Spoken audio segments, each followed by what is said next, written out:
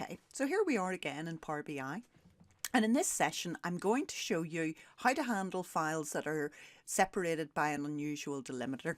And it's probably easier if I just demonstrate. So I'll show you what it's like whenever we're getting it from the regular. So this is just following on from the previous. So here we go. It's going to demonstrate then. Everything's just going to be split nicely. It's determined that the delimiter is a comma, which we can see in the second box at the top.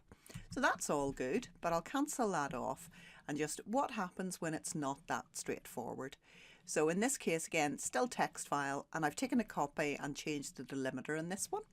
And we'll go on ahead and open that, and you can now see that it's not able to split it.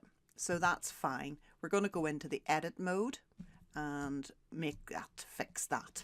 It's really quite easy to do. So here we are, we're now back in the query editor, and the source is just, the applied step so far is just the source because it hasn't managed anything else. So we're going to say split column by delimiter, and here we go. It's automatically there for us. It's essentially using the custom feature.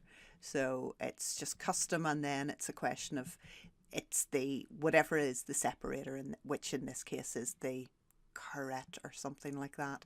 So we'll OK that, and there's split nicely.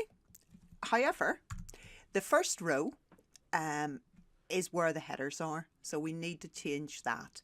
So again, pretty easy step, and it's on the home tab. Use first row as header and click on that. And now we have everything that we need as we needed it before. So as I say, that was just a quick thing on how to handle unusual delimited files. Okie dokie, and until the next time, cheers.